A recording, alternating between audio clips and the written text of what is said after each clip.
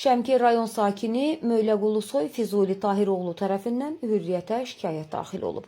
Şəhid ailəsinin üzvü olduğunu bildirən şikayətçi iddia edir ki, Şəmkir rayon icra hakimiyyətinin nümayəndələri hər ay ondan 500 manat rüşvət tələb edirlər.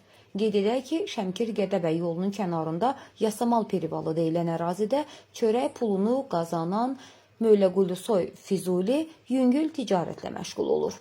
Şəmkir rayon icra hakimiyyətində işləyən bir neçə nəfər hər ay məndən 500 manat pul istəyir.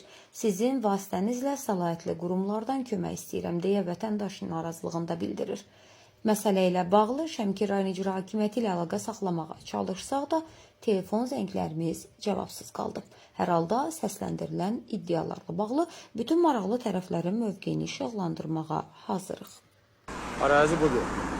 Bu ərazidə biz böyük baş külfət Külfət ailəsində 8 baş külfət Bizi burada satdığımız çaydır, kətərdir, sən qadın. Bir də sezonda inşallah 5-10 günü qarda çıxanı qarda olur. Mən də gücüm satandan bura ağac eləmişəm. Ağaç basırmışam. Maşınla götüründə kanisi su daşıyıb, suluram. Sac da odur. O da evlatlarımdır. Gör sənin qadına, buradan yolla məsələmizdə bizə nə qətim aramız var. Koyduğum besetika stollarla bizim aramızda bu asfaltdır qadınam. Asfaltla onun besetikanın aracının neçə fərqi var.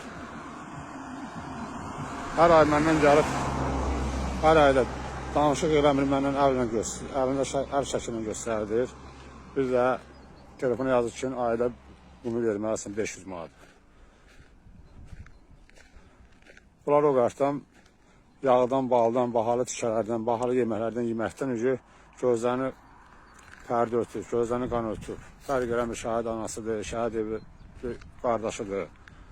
Bunlara fərq eləmir.